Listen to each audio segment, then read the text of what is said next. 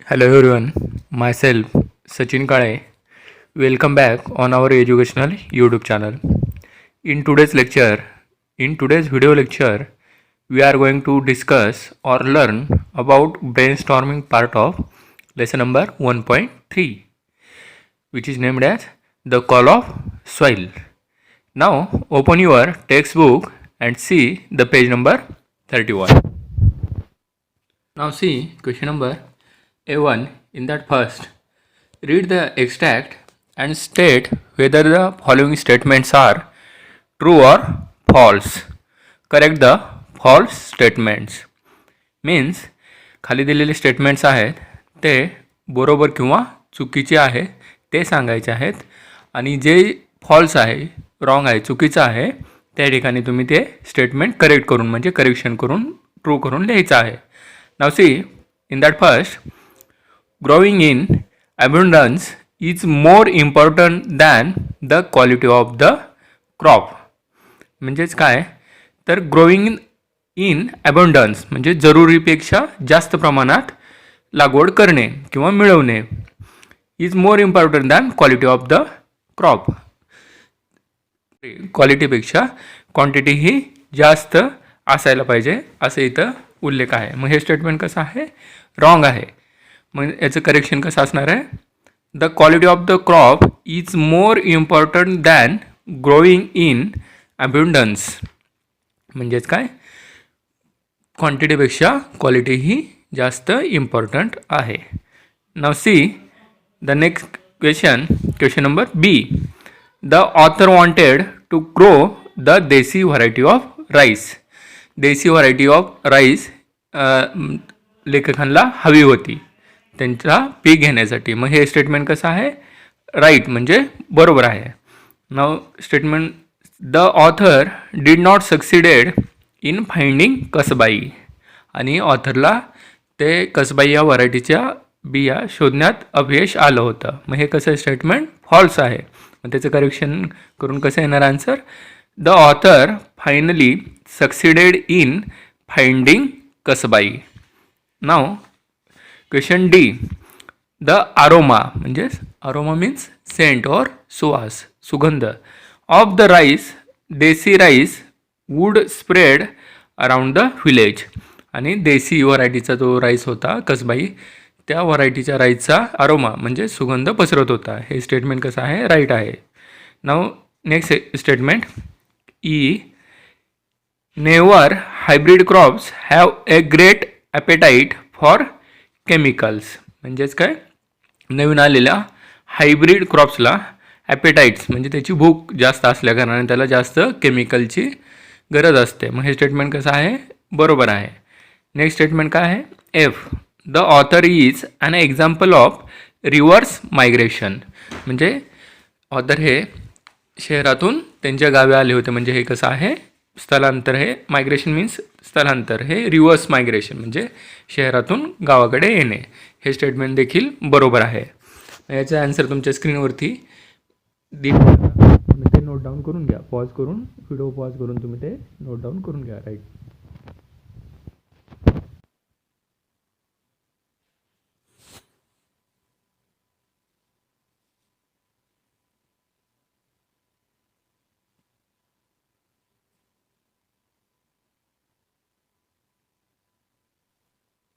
Now see question number A1 in that second question. Complete the flow chart. Consider this as an example of note making. आणि note मेकिंगसाठी हे example असं आहे असं समजून तुम्ही flow chart खाली दिलेला आहे तो फ्लो चार्ट कंप्लीट करायचा आहे. मग पहा, डिस्कवरी ऑफ कसबाई राईस. आणि हे फ्लो चार्ट कशावरती आहे, डिस्कवरी म्हणजे शोध घेतलेला कसबाई राईसचा ज्याप्रमाणे लेखकांनी शोध घेतला त्याप्रमाणे आपल्याला तो फ्लोचार्ट भरायचा आहे. त्यातला पहिला त्यांनी दिलेला आहे, फर्स्ट अँड लास्ट त्यांनी ऑलरेडी दिलेला आहे. पहा फर्स्ट काय आहे, April 2005 started his search for Kasbai rice. आणि 2005च्या एप्रिल महिन्यात लेखकांनी कसबाई राईसचा शोध घेण्यासाठी सुरुवात केली होती. म्हणजे आता नेक्स्ट कॉलममध्ये काय येणार आहे आन्सर, तुमच्या स्क्रीनवरती रेड कलरमध्ये जे दिसते आहेत फॉन्ट दिसत आहेत ते आन्सर आहे. तुम्ही ते तुमच्या वहीमध्ये किंवा टेक्स्टबुकमध्ये लिहून घ्यायचे आहेत. पहा नेक्स्ट कॉलममध्ये visited the government agricultural officer, आणि त्यांनी काय केलेलं आहे, परत ते शोध घेताना गव्हर्मेंट ॲग्रिकल्चरल ऑफिसरला जाऊन भेटलेलं आहे त्या कसबाई व्हरायटीच्या चौकशीसाठी. नेक्स्ट काय केलं त्यांनी, परत व्हिजिटेड द आदिवासी महामंडळ ॲट कासा. मग कासा या ठिकाणी आदिवासी महामंडळ होते त्या काळी, आणि त्या ठिकाणी जाऊन तिथेही त्यांनी चौकशी केलेली आहे, परंतु तिथे देखील त्यांना मिळाले नव्हते ते राईस. मग नेक्स्ट कॉलममध्ये काय आहे, मेट देऊ Honda the x sarpanch of A village, आणि तिथून ते परत कुठे गेले होते, देहू होंडा हे त्यातले एक सरपंच म्हणजे होऊन गेलेले माजी सरपंच होते, त्यांच्याकडे जाऊन ते भेटलेले होते. आणि त्याच्यानंतर शेवटी काय आहे, bought कसबाई rice from an adivasi woman in A रिमोटी area, आणि शेवटी त्यांना त्या आदिवासी स्त्रीकडेच त्यांना ते कसबाई व्हरायटीचे बिया भेटलेल्या होतात. अशा प्रकारे हा फ्लो चार्ट तुम्ही कंप्लीट करायचा आहे. Now see question number 3. Read the text and fill in the blanks. One is done for you. टेक्स्टच्या आधारावरती ब्लँक स्पेस दिलेला आहे, त्या ठिकाणी त्याचा ॲन्सर लिहायचा आहे. पहा, in that first A the author wanted to grow dash dash moong. Already त्याचा ॲन्सर दिलेला आहे, ऑर्गॅनिक मूग. ऑथर म्हणजेच लेखक सेंद्रिय पद्धतीच्या मूग पिकाची लागवड करणार होते. सेकंड पहा, B Morudada wanted to spray dash dash on the moong crop. मोरूदादाच्या म्हणण्यानुसार त्या मुगाच्या क्रॉपवरती कशाची फवारणी करायची होती, स्प्रे करायचं होतं, तर कीटकनाशके म्हणजेच काय, पेस्टिसाइड्स. मग ॲन्सर काय असणार आहे, Morudada wanted to spray pesticides on the moong crop. Now question C. Baban's father and some elders mentioned the name of dash dash. बबनच्या वडिलांनी आणि त्या गावातील इतर वयस्कर वृद्धांनी लेखकांना कोणत्या व्हरायटीच्या तांदळाचे नाव सांगितले होते. मग कोणतं होतं, कसबाई. मग काय लिहायचं ॲन्सर तिथे, Kasbai. Next question D. Hybrids need more dash dash said Devhonda. आणि हायब्रिड या व्हरायटीला जास्त कशाची आवश्यकता असते असं देवहोंडाने लेखकांना सांगितलं होतं, तर water and pesticides. Now next question E. The author bought dash dash kilo of rice from an adivasi woman who lived in remote hills. आणि लेखकांनी त्या आदिवासी स्त्रीकडून किती किलो बिया खरेदी केल्या होत्या. मग किती होत्या, 10 kg, 10 kilo.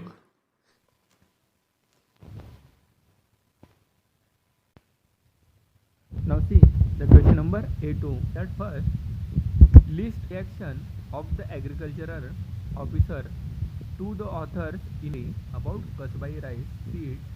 One is done for you.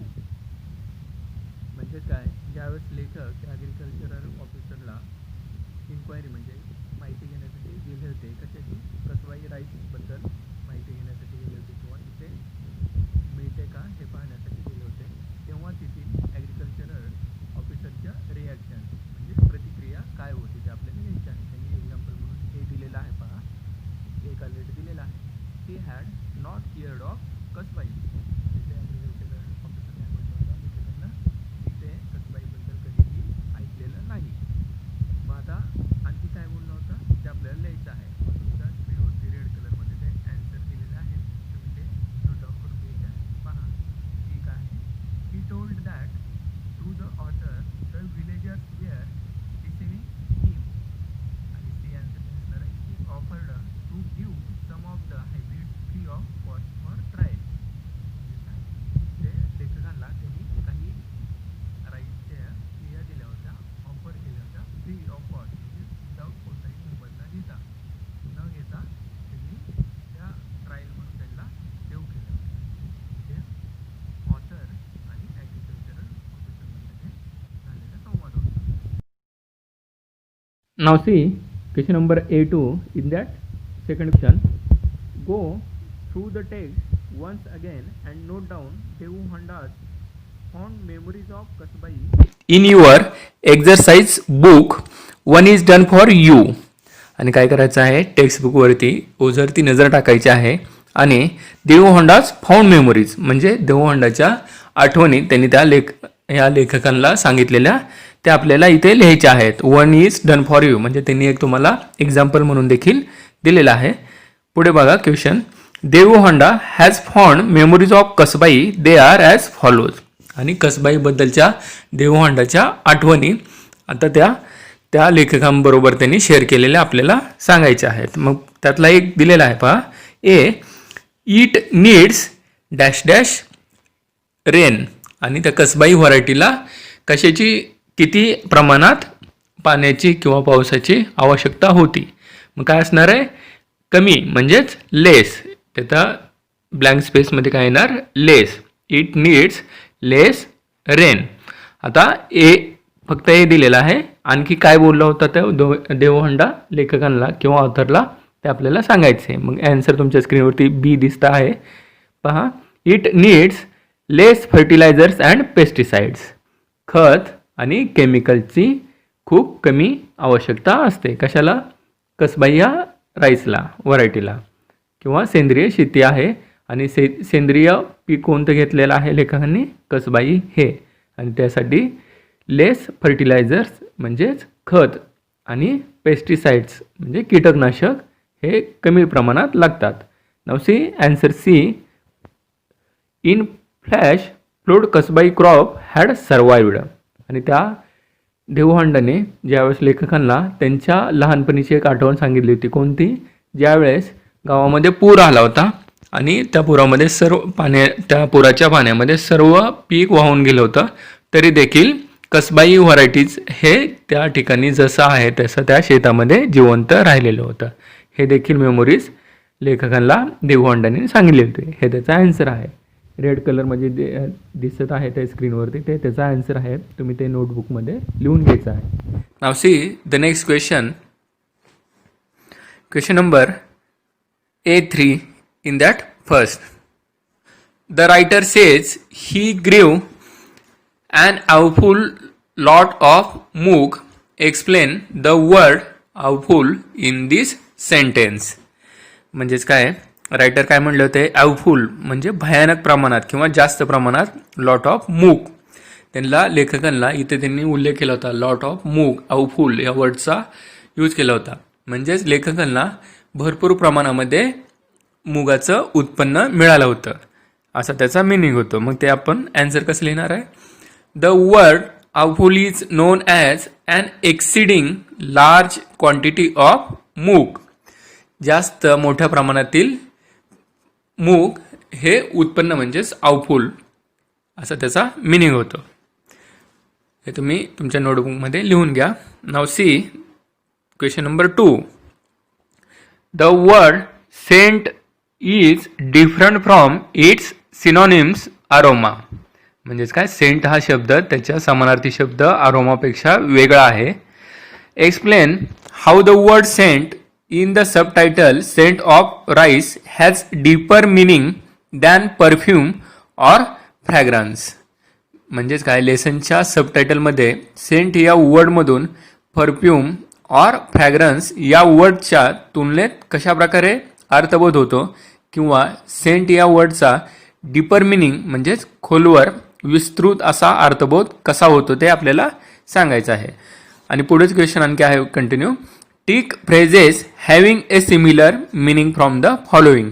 म्हणजेच काय, ज्या खाली फ्रेजेस दिलेल्या आहेत त्या फ्रेजेसमधून दिलेल्या फ्रेजेसमधून समान अर्थ स्पष्ट होणाऱ्या फ्रेजेस आपल्याला निवडायचे आहेत. मग पहा, 5 फ्रेजेस दिलेल्या आहेत, ABCDE ह्या फ्रेजेस पण दिलेल्या आहेत. आणि त्या सेंट या वर्डचा डीपर मिनिंग आपल्याला अगोदर लिहायचा आहे. पहा त्याचा answer. In the subtitle scent of rice the word scent has deeper meaning than its usual meaning of fragrance or perfume. In the context of the text and for the author because he wanted that to take a traditional variety of rice crop in his field. Author was listened about this variety of Kasbai rice. Kasbai rice has its specific aroma. Nowadays, farmers are use only hybrid. Nowadays, farmers are use only hybrid variety of rice. The natural scent, that is flavor of Kasbai, had drawn the writer towards real India, unspoiled by progress. म्हणजे ते word Saint हा fragrance आणि aroma ह्या शब्दापेक्षा कसा वेगळा आहे आणि त्याचा डीपर मिनिंग कसा आहे ते आपण आता सांगितलं. त्याच्या खाली आता पुढे क्वेश्चनमध्ये काय विचारलेलं आहे, खाली काही फ्रेजेस दिलेले आहेत, त्या फ्रेजेसचा मिनिंग पाहायचा आहे आणि सेम मिनिंग असणाऱ्या फ्रेजेस आपल्याला निवडायच्या आहेत. मग पहा, फ्रेज पहिली कोणती आहे, ए इन परस्यूट ऑफ. त्याचं मिनिंग काय होतं, a quest in order to achieve something, हा त्याचा मिनिंग आहे. मराठीमध्ये काय होतं त्याचा अर्थ, एखाद्या गोष्टीचा शोध घेणे म्हणजेच इन परस्यूट ऑफ. सेकंड पहा, B to smell a rat म्हणजे काय, to believe something wrong is happening. मराठीमध्ये काय होतं अंदाज, याचा अर्थ काहीतरी चुकीचे घडत असल्याचा अंदाज किंवा संशय व्यक्त करणे. आता सी पहा, टू बी कीन म्हणजे काय, interested in some activity one often does and enjoys. मराठीमध्ये काय होतं याचा अर्थ, एखादी गोष्ट करण्यासाठी प्रचंड उत्साही असणे. पुढच्या फ्रेजेस पहा, D number, on the trail of म्हणजेच काय, trying to find someone or something by getting information about it म्हणजेच काय, एखाद्या गोष्टीचा दिसून येणाऱ्या खुणावरून मार्ग शोधणे. आणि लास्ट पहा, E to feel under the weather म्हणजेच काय, फील इमोशनली ओव्हरव्हेल्म्ड. मराठीमध्ये काय होतं आहे मिनिंग, हवामानाचा अंदाज घेणे किंवा सद्यस्थितीचा अंदाज व्यक्त करणे, असं त्याचा मिनिंग होतं. पहा आता इथे कोणत्या आहेत दोन फ्रेजेस सेम मिनिंग असणारा, phrase number A in pursuit of आणि phrase number D to feel under the weather. ह्या दोन्हीचा मिनिंग सेम होतो, एखाद्या गोष्टीचा शोध घेणे असा दोन्हीचा मिनिंग होतो. Phrase A in pursuit of and phrase D on the trail of has a same meaning. अशा प्रकारे पूर्ण तुम्ही आन्सर तुमच्या नोटबुकमध्ये लिहून घ्यायचा आहे. Now see question number A4. Read the following sentence. खाली दिलेले दोन सेंटेन्स आहेत ते रीड करायला सांगलेले आहेत. पहा काय आहे, शी मटर्ड इन रिप्लाय, ती काहीतरी बोलली. And we looked at Jeevan for a quick interpretation, आणि आम्ही जीवनकडे त्या बोलण्याचा अर्थ समजून सांगण्यासाठी पाहिले. असे हे सेंटेन्स आहे. मग आता सेकंड पहा, these are two complete sentence underlining the above sentence. First A, she muttered in reply, and B, we looked at Jeevan for quick interpretation. These two sentences are put together म्हणजेच एकत्र जोडलेले आहेत by using the coordinating conjunction and. आणि पहा तुम्ही दोन सेंटेन्सच्या मध्ये and हे कोऑर्डिनेशन कंजक्शन जोडलेलं आहे. मग काय आहे ते, अँडमुळे दोन वाक्य एकत्र जोडलेले आहेत. पहा त्याच्याच खाली, such sentences which are joined by coordinating conjunctions, आणि ब्रॅकेटमध्ये कंजक्शन दिलेले आहेत. कोऑर्डिनेटिंग कंजक्शन कोणते आहेत, and, but, either or, neither, nor. हे ब्रॅकेटमध्ये जे दिलेले आहेत ते काय आहेत, वाक्य जोडण्यासाठी वापरली जाणारी कोऑर्डिनेटिंग कंजक्शन्स आहेत. आणि हे कंजक्शन जोडून वाक्य तयार केलेलं आपण असेल तर त्याला काय म्हणतो आपण, बनवलेल्या वाक्यांना आर कॉल्ड कंपाऊंड सेंटेन्सेस. आणि हा कोऑर्डिनेटिंग कंजक्शन म्हणजे कोणकोणते, दोन वाक्य जोडण्यासाठी आपण and, but, either or, neither nor यासारखे कंजक्शन वापरून दोन सेंटेन्स आपण एकत्र केलेले असतील तर त्याला काय म्हणतो आपण, त्या पूर्ण सेंटेन्सला कंपाऊंड सेंटेन्स म्हणतो. पहा खाली, sentence A and B are simple sentence. कोणतं? A she muttered in reply, हे ए. आणि बी कोणतं? We looked at Jeevan for quick interpretation. हे दोन सेंटेन्स काय आहेत? सेंटेन्स ए अँड बी काय आहे? सिम्पल सेंटेन्सेस आहेत. आणि खाली काय दिलं आहे पहा, each of them has only one subject and one predicate. आणि ह्या दोन्हीसाठी काय आहे? फक्त एकच सब्जेक्ट दिलेला आहे आणि एकच प्रेडिकेट दिलेला आहे.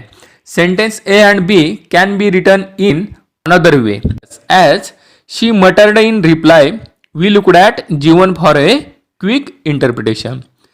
हे वाक्य आणि वरती दिलेल्या वाक्याचा मिनिंग सेमच होतो, फक्त कंजक्शन इथे कंजक्शनची जागा बदललेली आहे. आता वरती आपण अँड कंजक्शन वापरलं होतं, आता इथे काय आहे conjunction? As. A yes as. आता ॲज हे कंजक्शन वापरून आपण सेंटेन्स तयार केलेला आहे. This sentence begin with a subordinating conjunction as. आणि हे सेंटेन्स कशाने सुरुवात केलेली आहे? कोणत्या कंजक्शनने? ॲज या सबऑर्डिनेटिंग कंजक्शनने सुरुवात केलेली आहे. दिस इज ए कॉम्प्लेक्स सेंटेन्स. आणि ज्यावेळेस आपण दोन वाक्य जोडण्यासाठी सबऑर्डिनेटिंग कंजक्शन वापरतो त्यावेळेस ते सेंटेन्स पूर्ण झाल्यानंतर ते कसलं सेंटेन्स होतं? कॉम्प्लेक्स सेंटेन्स म्हणतो आपण. ज्यावेळेस आपण सबऑर्डिनेटिंग कंजक्शन वापरून दोन वाक्य जोडतो त्या वाक्याला आपण कॉम्प्लेक्स सेंटेन्स म्हणतो. मग पहा, two simple sentences joined by subordinate conjunctions are called complex sentences. म्हणजे आता सांगितलेलं तोच मिनिंग. दोन वाक्य सबऑर्डिनेट कंजक्शनने जर जोडलेले असतील तर त्या वाक्याला कॉम्प्लेक्स सेंटेन्स म्हणतो आपण. The subordinate conjunction need not always be in the beginning of the sentence. आणि सबऑर्डिनेट कंजक्शन हे कायम समोरच असावं असं काही कोणताही नियम नाही. सबऑर्डिनेट कंजक्शन हे वाक्याच्या मध्ये येऊ शकतं किंवा वाक्याच्या शेवटी देखील येऊ शकतं किंवा बिगिनिंग म्हणजे सुरुवातीलाही येऊ शकतं. त्यामुळे त्याला कोणतेही सबऑर्डिनेट कंजक्शनला बंधन नाही.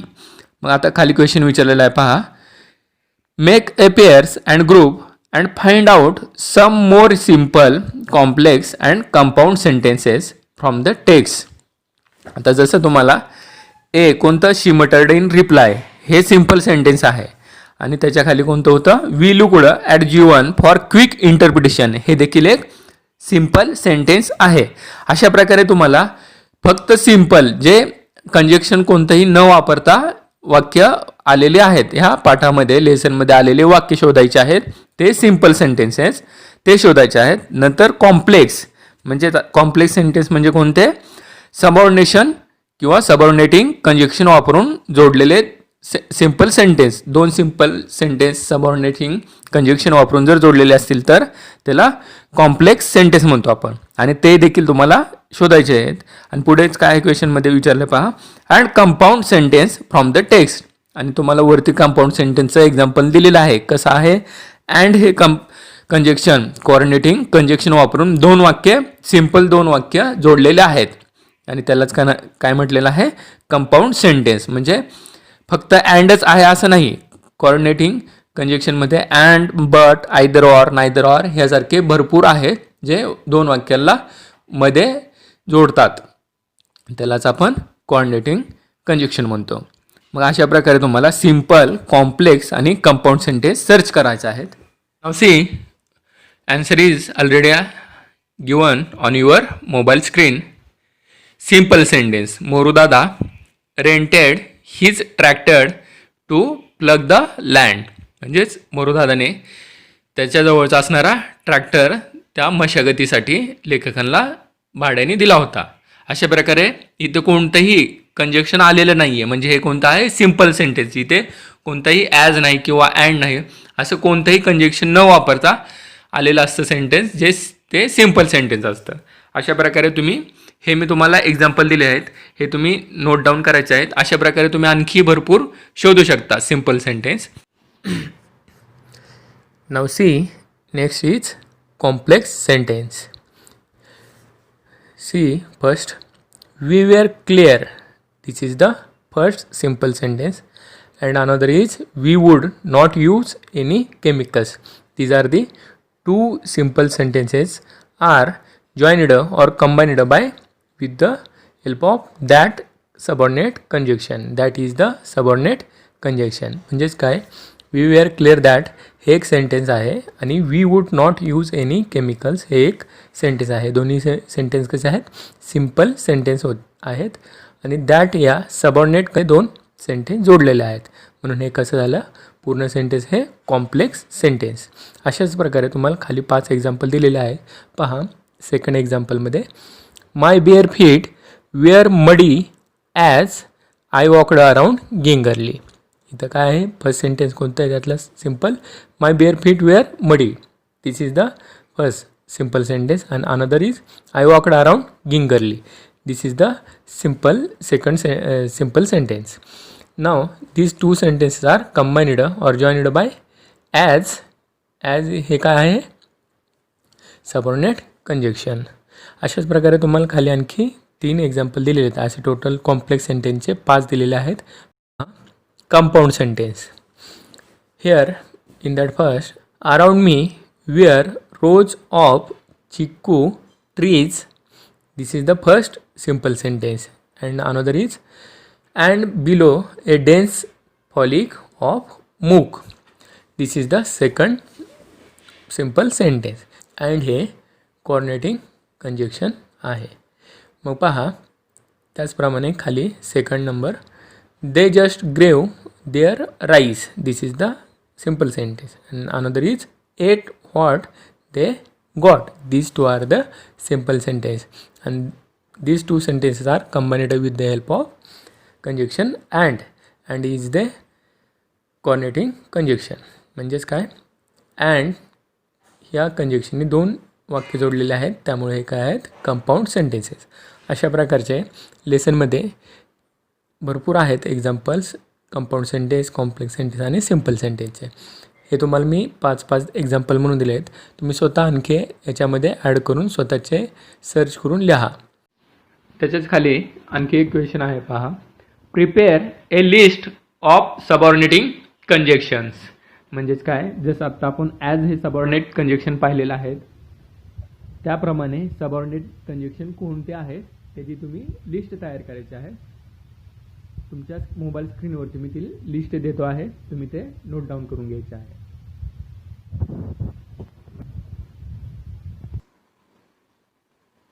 सबऑर्डिनेट कंजक्शन कोणते आहेत, after, although, as if, as long as much as soon as though, because, before, even if, even though, how, if, in as much as, in order that, lest, now that, provided, since, so that, than, that, though, till, unless, until, when, whenever, where, wherever, while. हे सर्व काय आहेत, subordinate conjunction आहेत. आणि या वर्ड्सनी 2 simple sentence जोडलेले असतील तर काय होणार, मग कॉम्प्लेक्स सेंटेन्स.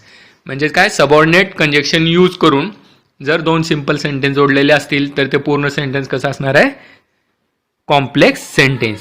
मग हे त्याचा आन्सर तुम्ही तुमच्या वहीमध्ये लिहून काढायचा आहे. Now see the next question number A5. In that first, planting and growing more crops a year seems to be progress by normal standards. म्हणजेच काय, अधिकाधिक किंवा एकापेक्षा अधिक पिके लावणे हे सामान्यतः प्रगतीचे लक्षण समजले जाते. आणखी पुढे काय आहे question, but the chapter make a case against it. परंतु या पाठामध्ये म्हणजे या चॅप्टरमध्ये त्याच्या विरोधी आपल्याला भूमिका दिसत आहे. गिव्ह रिझन, आणि असे का विरोधाभास दर्शवलेला आहे त्याचं रिझन आपल्याला सांगायचं आहे. The answer, planting and growing more crops a year seems to be progress by normal standards, but the chapter make a case against it. Give reasons. याचा आन्सर कसा असणार आहे, in this given lesson the author's opinion is different from another farmer's opinion. According to author's opinion, hybrid crops are very harmful for our health. In conventional farming, chemicals and pesticides are used. That's why larger quantity of yield or food is gained. Definitely planting and growing more crops a year need to be the target of the farmers, but that should not be done at the cost of health hazards due to spraying of chemicals on the plants. Nowadays, by using hybrid seeds, we forgot our own tradition. That's why in this given lesson, author shows that organic farming is most important for our health. This is the answer. तुम्ही हे तुमच्या नोटबुकमध्ये answer लिहून घ्यायचा आहे. Now see the next question, question number A5 मधला 2. Describe in about 150 words your experience similar to the writers when you pursued something and reached your goals. म्हणजेच काय आहे, काय करायचं आहे, तुमच्या स्वतःच्या अनुभवाचे तुम्ही स्पष्टीकरण द्यायचं आहे. कशाच्या, तुम्ही काहीतरी नवीन करत असाल किंवा केलेलं असेल आणि त्या कामामध्ये तुम्हाला यश मिळालेलं असेल, त्या गोष्टीचे तुम्ही इथे स्पष्टीकरण द्यायचं आहे. त्याचं इथे आपल्याला डिस्क्राईब म्हणजे स्पष्टीकरण द्यायचं आहे किंवा त्या एक्सपिरियन्स इथे तुम्हाला सांगायचा आहे. आणि तो किती 150 वर्ड्समध्ये सांगायचा आहे किंवा त्यापेक्षा अधिक वर्ड्समध्ये तुम्ही लिहू शकता. हा तुम्ही स्वतः सोडवायचा आहे. Now see question number 3. The writers goes in search of an invaluable indigenous variety of seeds. म्हणजेच काय, लेखक हे बहुमूल्य व्हरायटीच्या बियांच्या शोधात होते. आणि पुढेच विचारलं आहे, list 3 reasons for the importance of keeping records of our indigenous agricultural practices. आणि आपल्या शेतीविषयी असणाऱ्या व्हरायटीच्या किंवा त्याच्या महत्त्वाचे जे मूल्य आहे त्यांच्या रूढींचे आणि प्रथांचे जपणूक करण्याची आपण 3 कारणे सांगायची आहेत. त्या कशासाठी आपण रूढी परंपरा पाळल्या पाहिजेत किंवा जपणूक केले पाहिजे त्याची रिझन सांगायचे आहेत. हे देखील तुम्ही घरी सोडवायचं आहे question. Next question, question number 4. Blog writing आहे. Write a blog in about 100 to 150 words on organic farming. Dear student, 11वीच्या सिलेबसमध्ये तुम्हाला ब्लॉग रायटिंग हा नवीन पार्ट इन्क्लूड केलेला आहे. आता तुम्ही पहा इथे सब्जेक्ट कोणता दिलेला आहे, ऑर्गॅनिक फार्मिंग. ऑर्गॅनिक फार्मिंग म्हणजे सेंद्रिय शेती या विषयावरती तुम्हाला ब्लॉग लिहायचा आहे. इथे एक्झाम्पल म्हणून हे दिलेलं आहे. तुम्हाला एक्झाममध्ये दुसराही सब्जेक्ट दिलेला असेल आणि त्याच्यावरती तुम्ही तो ब्लॉग लिहायचा असतो. पहा ब्लॉग रायटिंग कसं असतं त्याचं फॉर्मॅट तुमच्या स्क्रीनवरती मी देईल. याचा आन्सर तुम्ही नोटबुकमध्ये लिहून घ्यायचा. ऑर्गॅनिक फार्मिंग म्हणजे हे टायटल झालं. आता इथं आपल्याला विषय दिलेला होता ऑर्गॅनिक फार्मिंग, या विषयावरती आपल्याला ब्लॉग लिहायचा आहे. पहा ब्लॉग लिहिताना कधीही टायटल हे वरती सुरुवातीला सेंटरला घ्यायचं आणि ते थोडंसं खाली आपण जे फॉन्ट यूज करतो त्या साईजपेक्षा थोडंसं मोठे असायला पाहिजेत. त्याचे अक्षर थोडे टायटलचे मोठे असायला हवेत. मग पहा लेफ्ट साईडला थोडं मार्जिन सोडून आपण लिहायला सुरुवात करणार ब्लॉग लिहायला. आता तुम्ही हे रीड करा. मी पूर्ण रीड करत बसणार, वेळ घालवत नाही आहे. तुम्ही स्वतः रीड करा. ऑर्गॅनिक फार्मिंग या विषयावरती हा ब्लॉग आहे. अशा प्रकारे तुम्हाला विषय दुसरा जरी दिला तरी अशा प्रकारे ब्लॉग लिहिता आले पाहिजे. वरती टायटल आणि खाली ब्लॉग विषयी माहिती, तुमचे ओपिनियन्स त्यामध्ये तुम्ही लिहायचे आहेत. आणि ब्लॉग रायटिंग करताना कायम ते तुमचा ब्लॉग हा बॉक्समध्येच आला पाहिजे. साईडने तुम्हाला बॉक्स दिसतो आहे ब्लॅक कलरचा, त्याप्रमाणे अशा प्रकारे तुम्ही ब्लॉग रायटिंग करायचं आहे. कोणत्याही विषयावरती दिलं तरी तुम्ही अशा प्रकारेच ब्लॉग रायटिंग करायचं आहे. इथे ऑर्गॅनिक फार्मिंग आहे, विषय दुसरा जरी दिला तरी तुम्ही तिथे टायटल चेंज होणार आणि खाली तुमचे सेंटेन्स ओपिनियन्स सर्व चेंज होणार. अशा प्रकारे तुम्ही ब्लॉग रायटिंग करायचं आहे. Now see the next question, question number 5. See question 5. Write a short paragraph in about 120 words to be used as counter view for the following topic. Buy a bigger cloth for your coat. म्हणजेच काय, हा topic दिलेला आहे, subject दिलेला विषय कोणता आहे, buy a bigger cloth for your coat. तुमच्या कोटसाठी किंवा ब्लेझरसाठी थोडंसं मोठं कापड तुम्ही खरेदी करा. असा सब्जेक्ट दिलेला आहे आणि या सब्जेक्टवरती ह्या विषयावरती तुम्ही शॉर्ट पॅराग्राफ तयार करायचा आहे आणि त्यासाठी पॉईंट दिलेले आहेत. व्ह्यू सेक्शनमध्ये काही पॉईंट दिलेले आहेत. त्या पॉईंटचा उपयोग करून त्याच्या आधारावरती तुम्ही पॅराग्राफ तयार करायचा आहे. पहा ABCD हे पॉईंट आहेत आणि याच्या आधारावरती आपण पॅराग्राफ तयार करणार आहोत. तुम्हाला त्याचा आन्सर देखील तुमच्या स्क्रीनवरती दिसत आहे, ते पहा.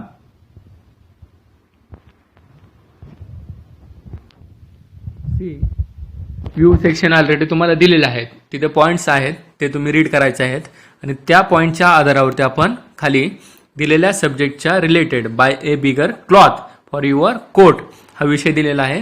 या विषयावरती खालच्या पॉईंटच्या आधारावरती आपण पॅराग्राफ तयार केलेला आहे. काय आहे पॅराग्राफ पहा, मी रीड करेल. Nowadays new fashion are arrived. Today's world is full of attraction, but we need to be careful about spending according to our means. We have to be prudent or wise enough to save for the rainy days so that we don't have to beg or borrow during emergency. It is of course essential to think big, but at the same time over ambition should not lead us to a point of no return. We should be well aware of our capabilities and try to reach our goal judiciously instead of foolishly increasing our demands. We must make slow but steady wins the race, the motto of our life. Even if the new world has lots of offer, we must develop the quality of patience to wait for the right thing to come at the right time. There are enough examples around us of people buying a bigger cloth and ending up in the debauched prison. Which kind of clothes are select is totally depends on our own choice. अशा प्रकारे तुम्ही buy a bigger cloth for your coat ह्या सब्जेक्टवरती अशा प्रकारे तुम्ही paragraph तयार करायचा आहे. हे तुम्हाला सॅम्पल एक्झाम्पल हे आन्सर म्हणून दिलेलं आहे. तुम्ही तुमच्या स्वतःच्या मनाप्रमाणे वेगळा पॅराग्राफसुद्धा लिहू शकता. Now see the next question, question number 6. Organic farming is the need of the time. म्हणजेच काय, ऑर्गॅनिक फार्मिंग म्हणजे सेंद्रिय शेती ही काळाची गरज आहे. आणि पुढे काय question, write your views in favour and against the statement. आणि ऑर्गॅनिक फार्मिंग हे काळाची गरज आहे हे स्टेटमेंट आहे, ह्याच्या प्रतिकूल आणि अनुकूल असे तुम्ही विधानं लिहायचे आहेत. स्टेटमेंटशी तुम्ही ॲग्री आहात किंवा ॲग्री नाहीत अशा प्रकारे तुम्ही ते दोन प्रकारे कॉलम दिलेले आहेत, त्याच्यात तुमचे ओपिनियन्स लिहायचे आहेत. पहा कशा प्रकारे असणार आहेत पॉईंट. पहा तुमच्या मोबाईल स्क्रीनवरती ह्याचा आन्सर तुम्हाला मी देत आहे. पहा क्वेश्चन A5चा आन्सर तुमच्या मोबाईल स्क्रीनवरती दिसत आहे आणि तुम्ही व्ह्यू सेक्शन आणि काउंटर व्ह्यू सेक्शन जसा मी तुमच्या स्क्रीनवरती आन्सर दिलेला आहे त्याप्रमाणे तुम्ही तुमच्या नोटबुकमध्ये लिहून घ्यायचं आहे. Question number A5 appeal writing आहे. पहा तुम्हाला अपील रायटिंग हे 11वीच्या सिलेबसमध्ये नवीन आहे. क्वेश्चन काय आहे पहा, appeal your classmate to say no to junk food. Write an appeal to prefer organic food over junk food. म्हणजेच काय, तुमच्या क्लासमेटला तुमच्या वर्गमित्राला काय अपील करायचं आहे, जंक फूडचा वापर टाळा आणि ऑर्गॅनिक फूड याचा वापर सुरू करा असं तुम्ही अपील करायचं आहे. अपील म्हणजे काय आहे, आवाहन करणे. मराठीमध्ये काय म्हणतो आपण, एखाद्याला आवाहन विनंती करणे म्हणजेच अपील रायटिंग. पहा या सब्जेक्ट कोणता दिलेला आहे, तुमच्या फ्रेंडला नो टू जंक फूड असा तुम्ही अपील करायचा आहे. जंक फूडचा वापर टाळण्यासाठी तुम्ही आवाहन करायचं आहे. मग अपील रायटिंग हे कसं असणार आहे, एखाद्या तुम्ही पेपरमध्ये न्यूजपेपरमध्ये येणारं पॉम्पलेट पाहता, ते देखील आव्हान असतं. त्यामध्ये तुम्ही ब्लड डोनेशनसाठी अपील पाहिलेलं असेल, म्हणजे रक्तदान शिबिरासाठी अपील केलेलं असेल. त्याचप्रमाणे इथे तुम्हाला सब्जेक्ट वेगळा आहे. काय आहे? नो टू जंक फूड, म्हणजेच जंक फूडचा वापर टाळा, या सब्जेक्टवरती तुम्हाला लिहायचं आहे. मग ज्याप्रमाणे आपण ब्लॉग लिहिला त्यामध्ये काय केलं होतं, आपण टायटलचं फॉन्ट मोठं केलं होतं. त्याचप्रमाणे इथे जे सब्जेक्ट दिलेला आहे त्या सब्जेक्टच्या रिलेटेड तुम्ही टायटल द्यायचं आहे आणि त्याचं फॉन्ट थोडंसं मोठं करायचं आहे. तुमच्या मोबाईल स्क्रीनवरती अपील रायटिंगचा फॉर्मॅट दिसत आहे. त्यामध्ये पहा, don't eat junk food, it is harmful for health. हे आपण टायटल दिलेलं आहे, या सब्जेक्टच्या रिलेटेड टायटल दिलेलं आहे. आणि त्याच्याखाली आपण कोटेशन वगैरे टाकलेले आहेत. मग junk food, dear reader, all of you know, आणि प्रिय वाचकांनो तुम्हाला तर माहितीच आहे, what you are putting in your mouth, MOUTH, तिथे स्पेलिंग चुकलेले आहे, तिथे करेक्शन करून घ्या. MOUTH, mouth. डिअर रीडर, प्रिय वाचकांनो तुम्हाला माहिती आहे तुम्ही तुमच्या तोंडामध्ये काय ठेवलेलं आहे. आणि पुढे काय आहे? यू शुअरली नो, आणि तुम्हाला नक्कीच माहिती आहे काय? What you eat from early morning to late night. आणि तुम्हाला नक्कीच माहिती की तुम्ही सकाळी पहाटे लवकर उठल्यापासून रात्री उशिरापर्यंत झोपतानापर्यंत तुम्ही काय खात आहात, हे तुम्हाला कशा प्रकारचे अन्न खाता हे तुम्हाला नक्कीच माहिती आहे. असे तुम्ही 2 लाईन लिहिलेले आहेत. त्याच्याखाली काय लिहिले? जंक फूड, आणि त्याच्यापुढे जंक फूड विषयी कोटेशन लिहिलेलं आहे. पहा, if you eat this you are a fool and not a cool. जर का तुम्ही अशा प्रकारचे जंक फूड खात असाल तर तुम्ही काय आहात? फूल आहात, म्हणजेच मूर्ख आहात, आणि तुम्ही कूल नाही आहात. हे कोटेशन आहे. आणि त्याच्याच खाली ऑर्गॅनिक फूड आहे, त्याच्यासमोरचं कोटेशन पहा, if you eat this you are a cool and not a fool. जर का तुम्ही ऑर्गॅनिक फूड खात असाल तर तुम्ही काय आहात? फूल नाहीत, म्हणजे मूर्ख नाहीत, आणि तुम्ही कसे आहात? कूल आहात. अशा प्रकारे हे कोटेशन आहेत. आणि खाली पहा 2 लाईन दिलेल्या आहेत, eat to live and not live to eat. म्हणजेच काय? जगण्यासाठी खाण्याची गरज आहे, म्हणजे जगण्यासाठी जेवणाची गरज आहे, परंतु जेवणासाठी जगण्याची गरज नाही. अशा प्रकारे ते लाईनचं मिनिंग होतं. खाली पहा next line, so say no to junk food, prefer healthy and organic food. आणि अशा प्रकारे तुम्ही काय करायचं आहे? जंक फूडला नकार द्यायचा आहे आणि ऑर्गॅनिक फूडला तुम्ही प्रेफरन्स म्हणजेच आवड स्वीकार करायचा आहे. अशा प्रकारे हा सब्जेक्ट तुम्हाला ऑर्गॅनिक फार्मिंग आणि जंक फूड विषयी दिलेला होता. या प्रकारे तुम्हाला सब्जेक्ट कोणताही आला तरी तुम्हाला अशा प्रकारे अपील करता आलं पाहिजे. आणि तुम्हाला ते रेड क्रॉसमध्ये मार्किंग दिसतं आहे, ते काय आहे? रेड क्रॉस म्हणजे आपण जनरली कशासाठी वापर करतो? डेंजरस. आणि जंक फूड हे अपायकारक आहे, हार्मफुल आहे, त्यामुळे त्याच्यासमोर आपण ते साईन घेतलेलं आहे. विषय कोणता असेल त्याच्यानुसार तुम्ही त्याच्यामध्ये साईन पुटअप करायचं आहे, जेणेकरून ते अपील आव्हाने ॲट्रॅक्टिव्ह दिसायला हवं. आणि खाली ऑर्गॅनिक फूड हे कसं आहे? सेंद्रिय फूड हे आपल्या हेल्थसाठी सेफ आहे, त्याच्यामुळे ते समोर काय आहे? ते साईन सेफ फूड असं ते साईन आहे समोर. अशा प्रकारे तुम्ही सब्जेक्टनुसार कोणतेही साईन यूज करू शकता. वरती टायटल थोडंसं मोठ्या अक्षरात लिहायचं, त्याच्याखाली आपण अपील करायला सुरुवात करायची. आणि या प्रकारे आपण इथं कोटेशन जसे लिहिले आहेत तसे तुम्ही स्वतःचे कोटेशन लिहायचे कोणतेही, आणि खाली मेसेज द्यायचा, आवाहन करायचं. अशा प्रकारे तुम्ही अपील रायटिंग करायचं आहे. कोणताही सब्जेक्ट आला तरी अशा प्रकारे तुम्ही वरती टायटलमध्ये कोटेशन टाकून त्याच्यावरती आपण अपील करणार, आणि खाली शेवटी मेसेज देणार किंवा आवाहन करणार.